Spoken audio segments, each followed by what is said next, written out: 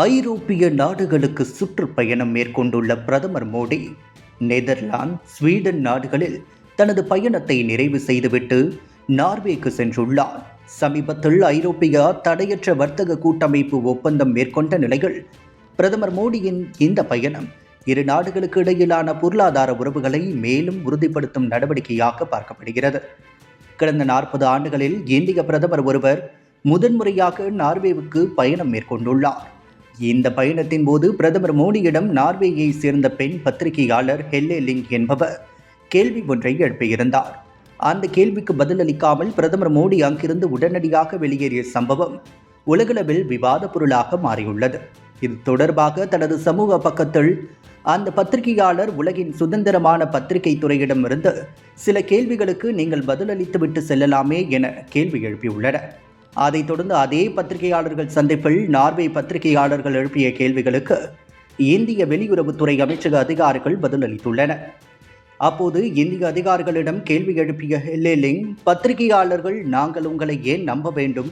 உங்கள் நாட்டில் நடக்கும் மனித உரிமை மீறல்களை நிறுத்துவீர்கள் என்று உங்களால் உறுதியாக கூற முடியுமா? இந்த பத்திரிகையாளர்களின் விமர்சன கேள்விகளுக்கு பிரதமர் மோடி பதிலளிக்க தொடங்குவாரா என கேள்வி எழுப்பியிருந்தார். நாங்கள் ஒரு ஜனநாயக நாடாக இருப்பதில் பெருமிதம் கொள்கிறோம். உலக மக்கள் தொகையில் 6இல் ஒரு பங்கை கொண்டிருந்தாலும் பிரச்சனைகளில் 6இல் ஒரு பங்கை கொண்டிருக்கவில்லை. மக்களின் அடிப்படை உரிமைகளுக்கு அரசியலமைப்பு சட்டம் எங்களிடம் உள்ளது. நாட்டு பெண்களுக்கு சம உரிமைகள் உள்ளன என்று பதிலளித்தார்.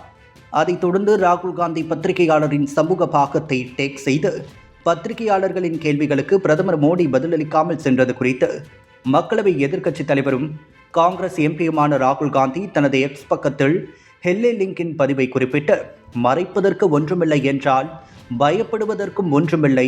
பிரதமர் மோடி சில கேள்விகளுக்காக பீதியடைந்து ஓடுவதை பார்க்கும்போது இந்தியாவின் மதிப்புக்கு என்ன ஆவது என்றும் கேள்வி எழுப்பியுள்ளார். இந்த நிலையில்தான் பலரும் ராகுல் காந்திக்கு பதில் அளித்து வருகின்றனர்.